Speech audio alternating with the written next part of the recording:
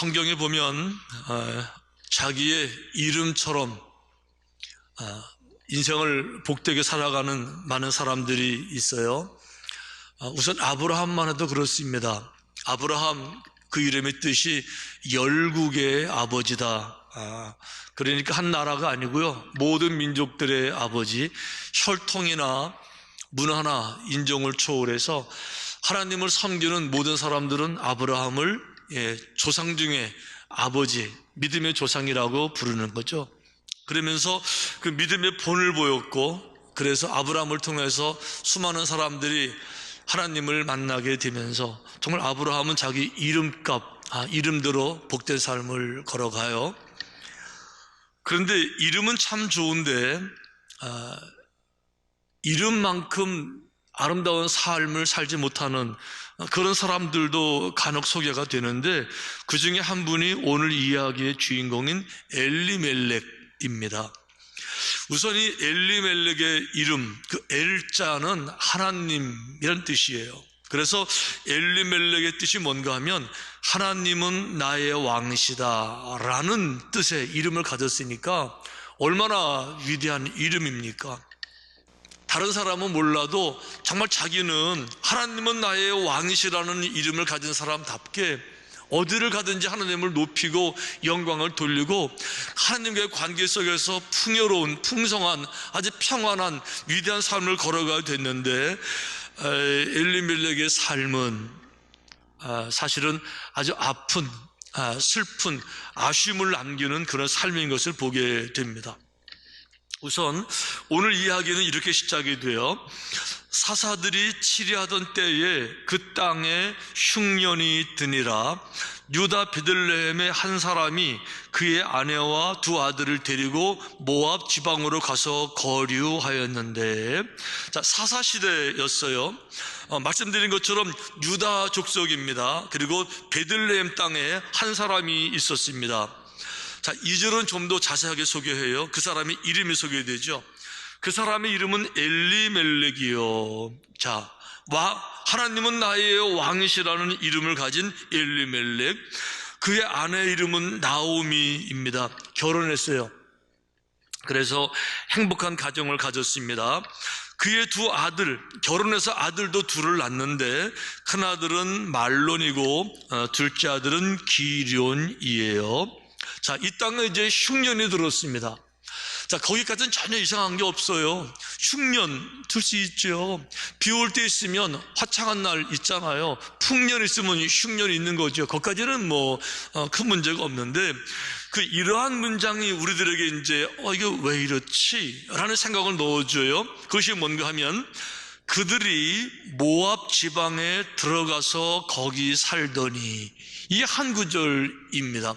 그들이 모압 지방에를 들어갔다는 거죠. 흉년은 있을 수 있지만 흉년을 맞아서 그냥 살아가는 것이 아니라, 흉년이 아니고 나중에 그 장소를 옮겨서 모압 지방으로 이민을 가서 다른 나라가 살았다, 이런 얘기를 지금 하고 있는 거예요.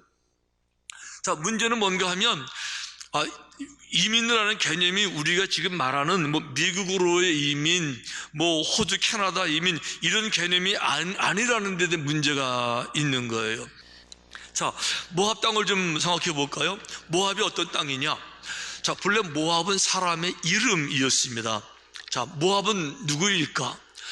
롯이 소돔과 고모라 성에서 살다가 그 성이 이제 온갖 폐역으로 멸망을 당할 때 간신히 살아나잖아요. 산으로 도망갔잖아요.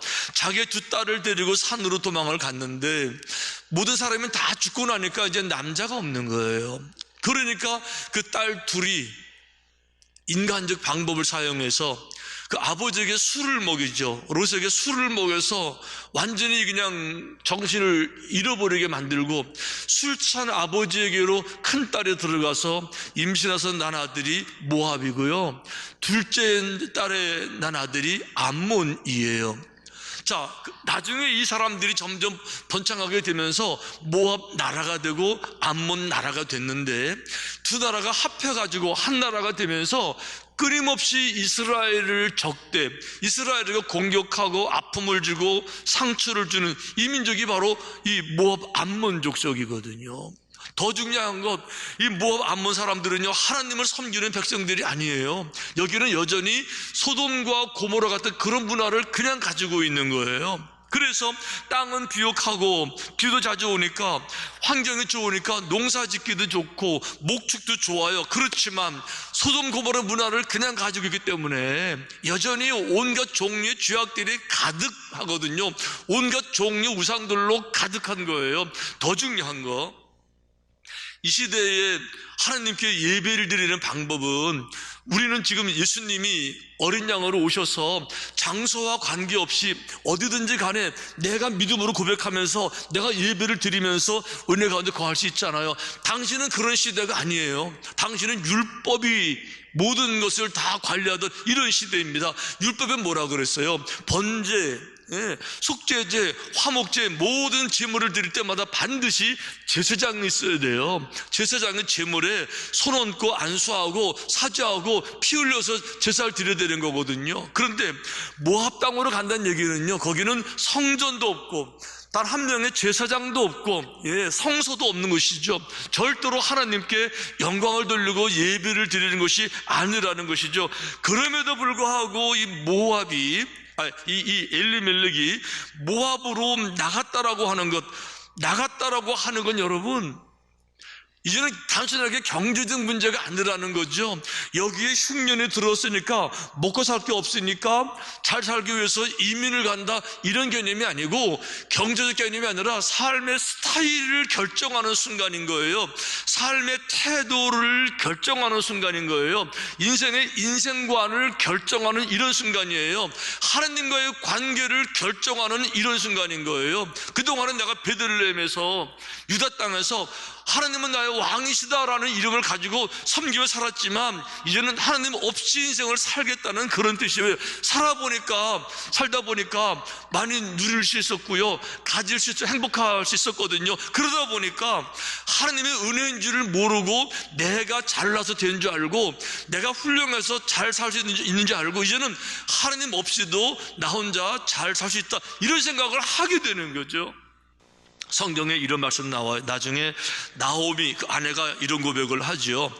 내가 풍족하게 나갔더니 여호와께서 내게 비어 돌아오게 하셨느니라. 이분이 모압으로 떠날 때는요, 이 베들레헴 이스라엘의 흉년이 들었어요. 흉년이 들었지만 엘리멜렉 삶에 흉년이 들은 것은 아니라는 거예요. 엘리멜렉은요, 남들 흉년 들어서 먹을 거 없을 때 여전히 엘리멜렉은 풍족했었어요. 그러니까 내가 풍족하게 나갔다는 거죠. 빈손으로 지금 모압에 간 거 아니라는 거죠. 모압 땅에 갈 때요, 미국으로 이민 갈 때 후를 털고 맨몸으로 간 것이 아니고요, 잔뜩 싸들고 간 거예요. 할만하다는 거죠. 이런 마음. 그러니까 중요한 것은 뭔가 하면 엘리멜렉 생각에 지금 단순하게 경제적으로 어려우니까 이민 간다, 이거 말하는 거 아니에요.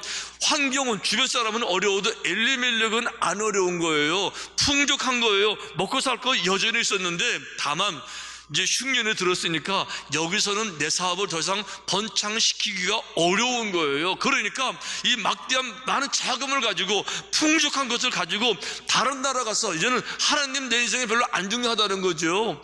하나님이 개입하지 않으셔도, 그분과의 예배가 없어도, 그분의 은혜가 없어도 이 많은 재물 가지고 나가면 얼마든지 해볼 만하다는 거죠. 왜요? 지금 내가 풍요를 누리고 있으니까.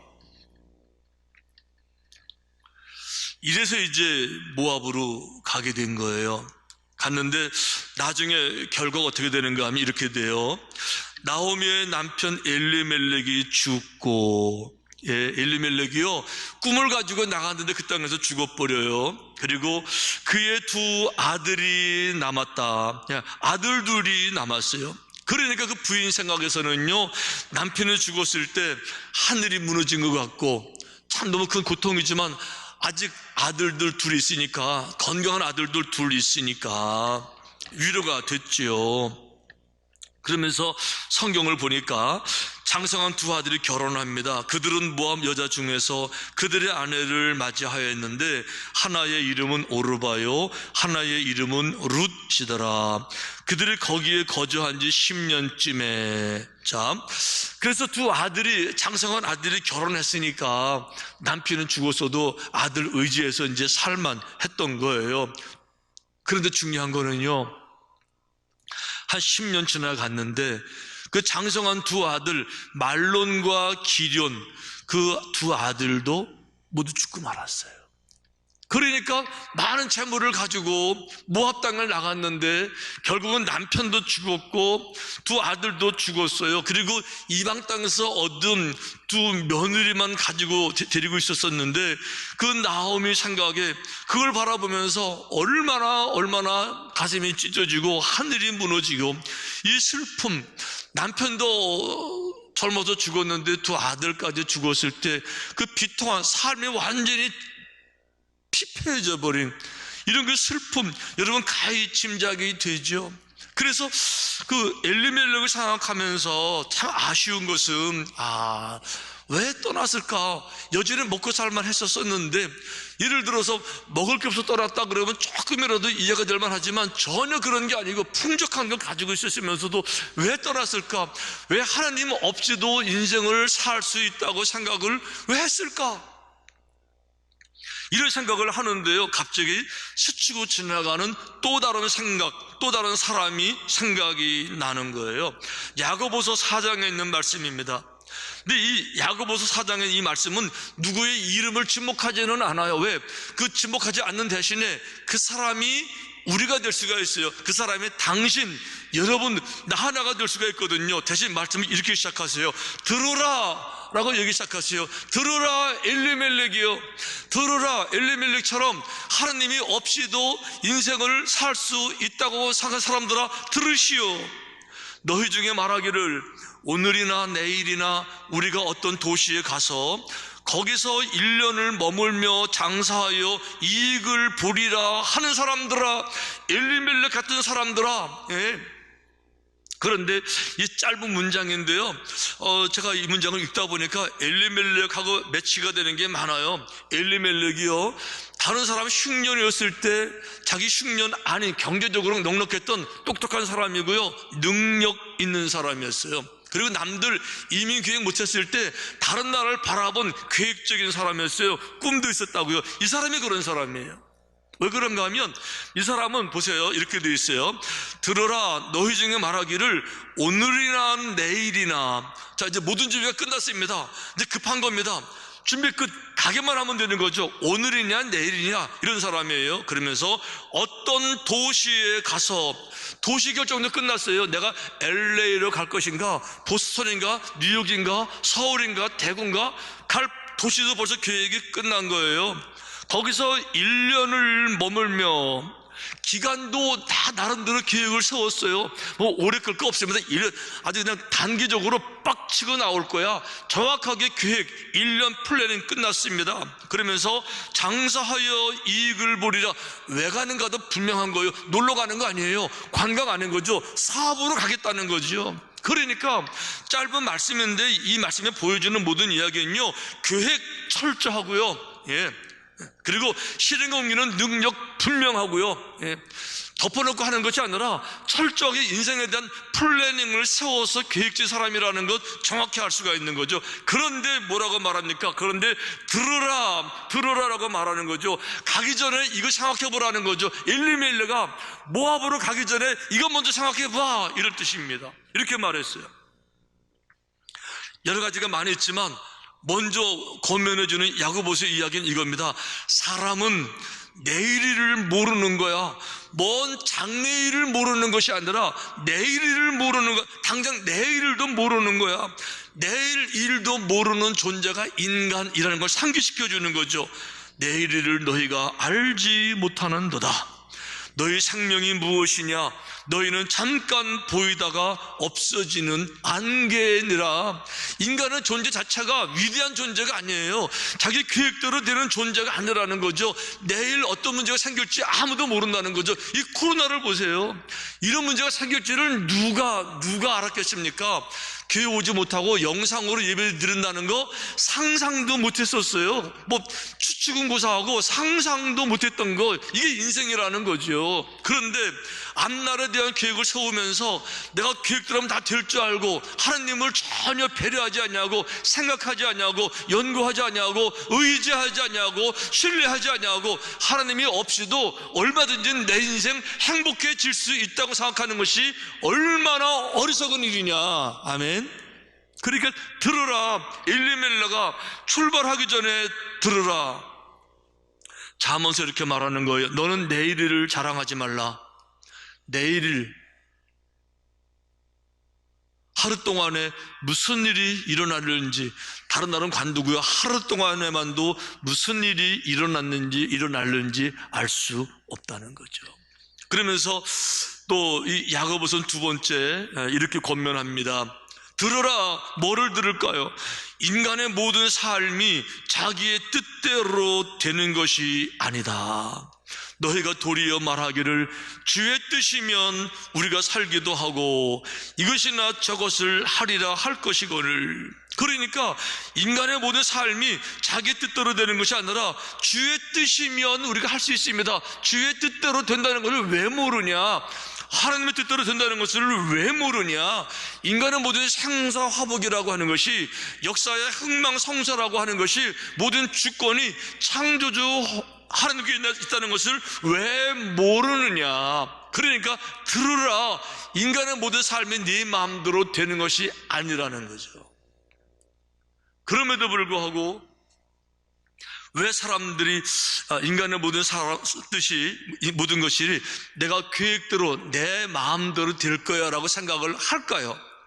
여러 가지 이유가 있습니다만은 그 중에 하나는 바로 인간의 자유의지 때문에 그렇습니다. 하나님께서 우리 인간을 사랑하셔서 자유의지를 주셨어요. 무언가 결정할 수 있는 자유를 주신 겁니다. 그래서 오늘은 내가 뭐를 먹을까? 점심에 뭐를 먹을까? 여러분 점심에 뭘 드실 계획이세요? 짜장면 드실 거예요? 짬뽕이요?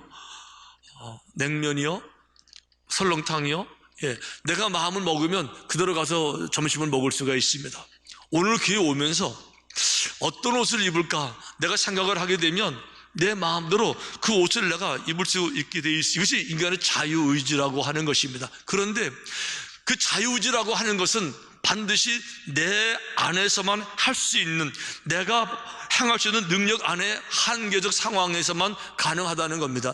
내 능력으로 안 되는 일들이 얼마나 많은지 모르는 거예요. 무엇을 먹을까는 내 마음대로 할 수가 있습니다. 그렇지만 인간의 근본적인 가장 중요한 생명의 문제는, 인생의 문제는, 역사의 문제는, 생사화복의 모든 문제는 내 소관이 아니라는 거죠. 그런데 우리가 작은 것들을 내 마음대로 하고 나니까 큰 것도, 모든 것이 다 내 마음대로 되는 줄 알고 착각을 하게 되는 거예요. 그래서 수많은 사람들이 결국 그 이름은 얼마나 위대한 이름입니까? 엘리멜렉, 하나님은 나의 왕이시다 라는 이름을 가졌지만 하나님을 버리게 되고 하나님을 떠나게 되고 하나님과의 나의 관계를 무시하게 되고 하나님을 더 이상 내 인생에서 가장 존귀한 분으로 생각했던 그 존귀의 자리에 하나님을 내려놓고 다른 거 거기 올려놓고 그 길을 섬기면서 따라가다가 탕자처럼 세상을 바라보고 헛된 길로 다 걸어가다가 결과적으로 이것저것 다 무너뜨리고 엉엉 울고, 오늘 보여주는 엘리멜렉의 인생이 바로 그런 아쉬운 삶이라는 것이죠. 그런데 이렇게 좋은 출발에서 나쁜 열매를 맺은 엘리멜렉과 반대로 처음에는 그저 그랬는데 실패자의 자리에 서서 정말 인생을 값진 사람들 이야기, 그 중에 한 분이 여러분 잘 아시는 록펠러입니다. 록펠러가 우리 록펠러 그러면 놀라운 축복의 사람으로 다 알고 있어요. 맞습니다. 그리고 록펠러 그러면 11조의 사람으로 다 알고 있어요. 맞습니다. 그런데 사실 록펠러가 그 자서전이나 전기 그분의 그 인생을 연구해 보면요, 나이 50세 중반까지는 그런 신실한 사람이 아니었었어요. 물론 11조는 했어요, 어릴 때부터. 왜 그런가 하면 어머니의 유언이었습니다. 11조는 축복의 방법이라는 걸 분명히 알고 있었어요. 그러니까 11조를 왜 드렸느냐, 하나님께 감사하고 하나님을 사랑해서 이런 게 아니에요. 워낙 지독하게 가난하니까 아주 물질에 목을 매다 보니까 축복의 통로 붙잡은 게 11조였던 거예요. 이러면서 정말 놀라운 축복을 받는데 하나님은 안정에도 없는 거죠. 오직 목적은 다 물질밖에 없는 겁니다. 그러면서 그분이 50대 중반에 가실 때 그분이 이제 마지막에 죽을 병에 걸리게 돼요. 의사들에게서 사형 선고를 받습니다. 그분의 병이 하나가 아니고 아주 합병증이에요. 그래서 고혈압, 극단적 고혈압과 그리고 기관지, 탈모증, 신경병, 위궤양, 탈진, 그래서 그 산송장처럼 돼서 주치의가 당신 앞으로 1년밖에 못 삽니다 그랬어요. 1년을 넘기지 못합니다 라고 그랬어요. 그런데 더 중요한 거는요, 그 당시 록펠러에게 따라붙는 별명들이 있었어요. 자기밖에 모르는 극단적 이기주의자, 악의 화신, 더러운 자본가, 심지어는요 미국의 모든 석유업계의 98%를 이 록펠러가 혼자 독점하고 있었어요. 그래서 미국 정부가 반독점법을 만들 정도였었어요. 그러니까 오직 물질의 노예, 모든 목표가 물질. 그렇게 살다가 보니까 결국은 죽을 병에 걸려서 1년밖에 못 산다는 이제 선고를 받게 되죠. 그 절망 중에 있을 때 프레드릭이라고 하는 한 목사를 만납니다. 그리고 인생을 다시 배우기 시작해요. 목표에 대해서, 삶의 자세에 대해서 다시 이야기하기 시작합니다. 하나님 앞에서 인생을 다시 시작하게 됩니다. 그러면서 그 프레드릭 목사님이 이렇게 권면해요. 록펠러에게 모든 걸 다 내려놓아야 합니다. 모든 걸 다 내려놓아야 합니다. 물질도 다 내려놓아야 합니다. 근데 그 말을 받아들였어요. 왜 그런가 하면 어차피 죽을 때가 됐으니까. 그래서 록펠러가 엉엉 울고 회개합니다. 그리고 모든 걸 다 내려놓기를 결심을 합니다. 그리고 이제 앞으로 1년밖에 못 사니까 남은 1년 동안 좋은 일이나 하자.